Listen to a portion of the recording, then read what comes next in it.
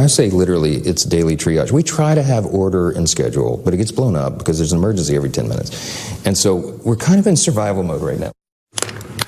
Welcome to being Speaker, sir. Wow. So, and also, so sad. But the other thing that's so interesting is like it doesn't actually have to be like that, right? Like Donald Trump is making his job extremely difficult. We're in survival mode. I'm really like a mental health counselor.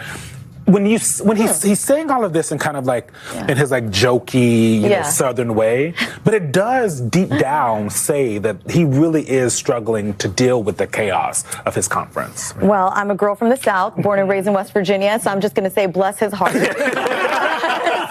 Wow.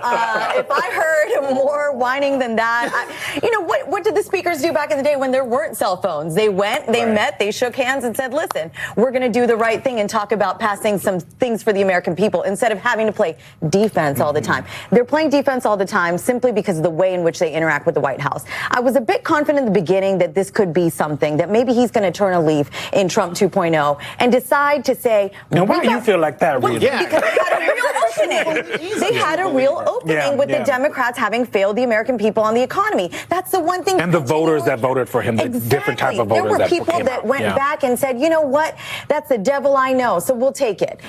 And those people have been let down by Speaker Johnson and by Trump. What does turning a leaf mean legislatively? I don't know. I don't know what I have to say, it's just the one thing that was most impressive to me about that clip is he's so busy. 100,000 people have his cell number. And like same. He doesn't sleep and he doesn't go on vacation. It's like, how does he still manage to squeeze in that many lies on a daily basis?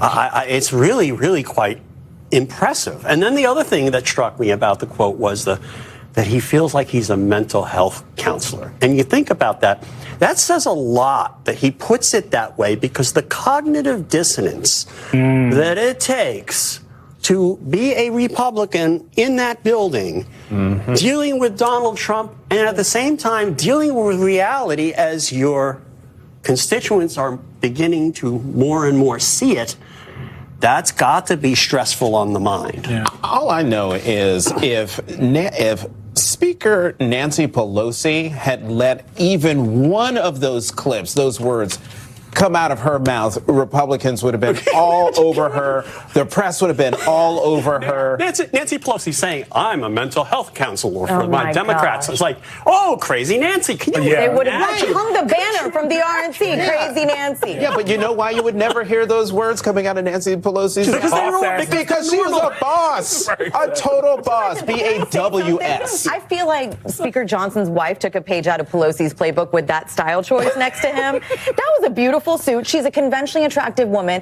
at a time. I'm just saying, to me, she's conventionally attractive.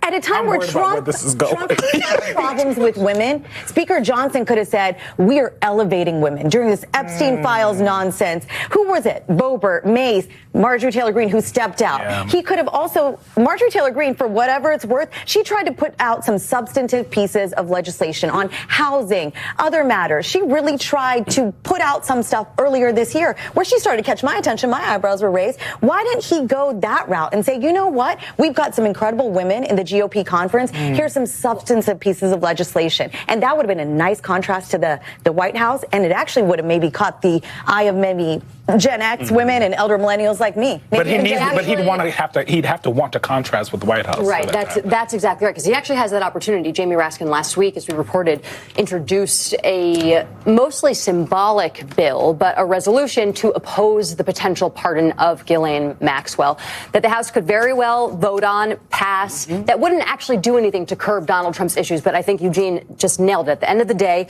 Mike Johnson is someone who wants to keep his job, and that requires management of the coalition and deference to Trump. Yeah. He's just a staffer of the White House.